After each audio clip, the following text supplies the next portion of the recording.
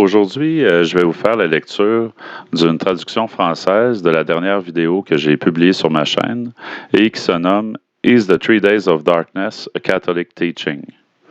Donc, est-ce que la prophétie des 3 jours de grande noirceur, est-ce que cette prophétie-là, c'est un enseignement catholique? Alors, la réponse est non. Vous allez voir dans l'enseignement que le père Gabriel Avery du CMRI, de la Congrégation de Marie-Reine Immaculée, va faire. Puis, c'est très pertinent. J'y ai longtemps cru moi-même à cette prophétie-là, en sachant qu'il n'y a jamais eu de source authentique qui a pu confirmer la véracité de cette prophétie. C'est rassurant de savoir que quand on analyse vraiment les sources, bien, on se rend compte qu'on peut se faire avoir assez facilement, spécialement dans les temps troublés que nous vivons aujourd'hui. Alors, je vais débuter la lecture. Juste avant, je voulais vous dire, ça vient de la Fatima Conference, la conférence de Fatima en 2023, qui était organisée par le CMRI et qui a lieu à chaque année, toujours une panoplie d'enseignements vraiment pertinents. Est-ce que la prophétie des 3 jours de grande noirceur est une prophétie que l'Église croit? En résumé, la réponse courte et très simple est non. La réponse est non. Cela n'a jamais été approuvé par l'Église et il n'y a aucune source authentique à ce sujet. On l'attribue à plusieurs personnes saintes, canonisées ou autres, mais aucune n'a été confirmée comme étant une source authentique. Le plus souvent, on l'attribue à la bienheureuse Anna Maria Taigi, une bienheureuse du 19e siècle, mais après des recherches approfondies, cela ne vient pas d'elle. On la cite entre guillemets comme si c'était ses propres mots. Vous pouvez voir cela partout sur Internet, mais il n'y a jamais de source authentique. Ce qui se passe souvent, c'est qu'il s'agit d'une personne affirmant avoir entendu cela de quelqu'un qui l'aurait entendu d'elle, et peut-être même une autre personne dans la ligne. Je ne me souviens pas bien. En tout cas, ce n'est pas intellectuellement honnête de mettre tout le paragraphe entre guillemets comme s'il était littéralement d'elle. Elle était connue pour ses prophéties. C'est quelque chose que l'on voit souvent avec les fausses prédictions, car celui qui les a inventées va les attribuer à un saint qui était connu pour avoir un esprit prophétique, parce que cela fait en sorte qu'elle soit mieux accueillie par les gens. Mais les prophéties de la bienheureuse Taigi, Pie IX en a parlé dans une allocution dans les années 1800.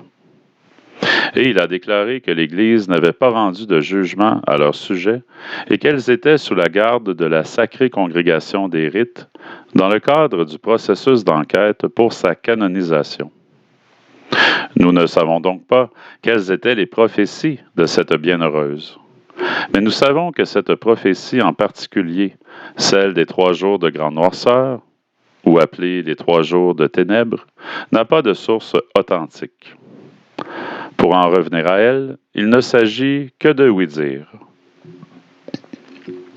Vous entendez souvent parler de cette prophétie sur Internet aujourd'hui, en grande partie à cause de 2 livres en particulier. Catholic Prophecy, la prophétie catholique, et Prophecy for Our Times, prophétie pour notre temps, qui sont devenus populaires dans les années 70 et 80, après le Concile Vatican II. Beaucoup de gens croient que ces livres renferment une bonne collection de prophéties catholiques légitimes. Il peut en avoir quelques-unes qui sont véridiques. Cependant, si vous regardez dans la bibliographie de ces livres, ces derniers font référence à plusieurs sources connues comme étant de fausses prophéties. Et les livres en référence bibliographique, qui sont remplis de fausses prophéties, ont déjà été prouvés comme étant trompeurs. Parce que le temps de réalisation de ces prophéties, dans lequel elles étaient supposées s'accomplir, est déjà passé. Par exemple, il y avait une supposée prophétie attribuée à Saint Jean Vianney, le curé d'Ars, disant qu'il aurait supposément dit que la fin du monde arriverait avant que l'Église ait l'opportunité de me canoniser. Manifestement, cela ne s'est pas produit. Le livre d'où cela est tiré est un livre français. Les deux livres cités, Catholic Prophecy et Prophecy for Our Times, qui contiennent cette prophétie à propos de Saint Jean Vianney, ont pris leur source dans un livre français appelé Prophetic Voice, la voix prophétique. Ce livre s'est révélé être une source reconnue de fausses prédictions du 19e siècle. Plusieurs d'entre elles ont été démontrées comme étant fausses, incluant celle des 3 jours de grande noirceur. Je vais vous lire ce que le livre français a dit à ce propos. C'est ce que la prophétie supposée révèle en réalité. Premièrement, elle prétendait que Pie IX ne régnerait que 27 ans, ce qui était faux, car il a régné pendant 32 ans. Donc, ceci est déjà faux. De plus, la prophétie prédisait que Pie IX verrait de son vivant le triomphe de l'Église en dépit des calamités. Donc, je vous lis la prophétie telle qu'elle apparaît dans le livre. Citation.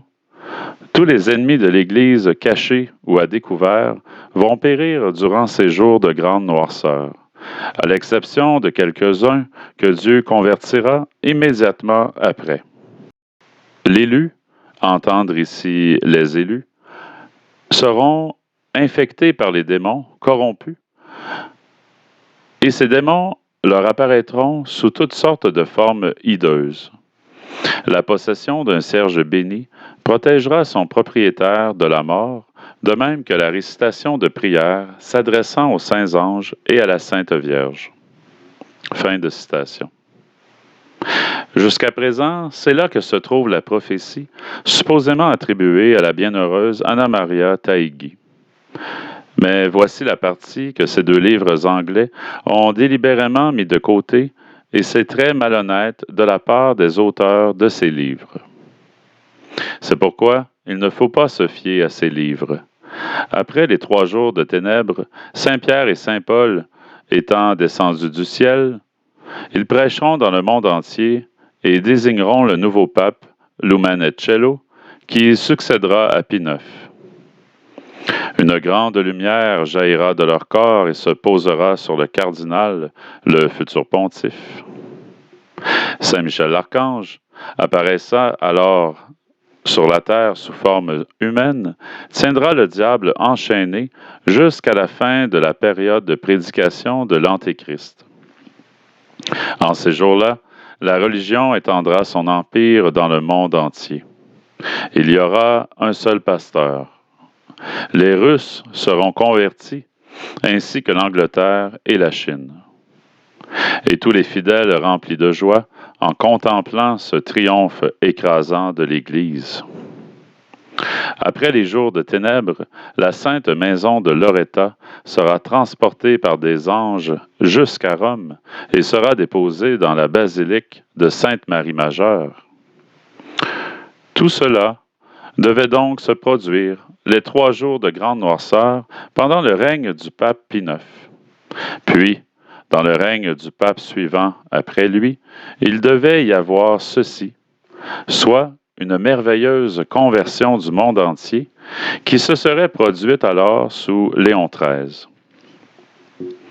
La référence à Lumancello est d'ailleurs tirée, par hasard, d'une autre fausse prophétie, la soi-disant prophétie de Saint Malachie, qui a été écrite en réalité des siècles après la mort de celui-ci. On peut voir que les 3 jours ont déjà été prouvés comme étant une fausseté lorsqu'ils ne se sont pas produits sous Pie IX et Léon XIII. Malheureusement, cela a été ramené de nouveau après le Concile Vatican II. Mais ils ont omis la partie qui prouvait que c'était faux. Malheureusement, c'est une pratique courante dans l'histoire car en période de grands troubles dans l'Église, les catholiques commettent des erreurs. Ils veulent des réponses. Ils veulent savoir ce qui va arriver. Ils ne se contentent plus seulement de la foi et commencent à chercher des réponses dans des prophéties pour assouvir leur curiosité sur des choses que Dieu ne veut pas que nous sachions. Et ainsi, ces fausses prophéties surgissent toujours en grand nombre. Cela s'est produit pendant la révolte protestante et cela s'est reproduit au 19e siècle. Le pape Pie IX a déclaré qu'il y avait beaucoup de prophéties circulant à cette époque vers la période du Concile Vatican I. Il a affirmé que la plupart d'entre elles ne méritaient pas l'honneur d'être lues. Il est important de souligner que le pape Pie IX a déclaré que, pour nous, la prophétie consiste à faire la volonté de Dieu. Il a insisté sur le fait que la véritable prophétie, la vraie révélation privée, n'a jamais pour but de satisfaire la curiosité sur des événements futurs. Son seul objectif est de réitérer ce que nous savons par la foi. L'idée que nous aurions besoin d'une connaissance spéciale que nous ne pourrions acquérir que par la prophétie, comme celle liée à cette bougie bénie, ou l'idée que nous aurions besoin d'une connaissance supplémentaire qui ne fait pas partie de notre foi pour être sauvés un jour, ceci n'est pas catholique. Ce n'est pas conforme à la foi catholique.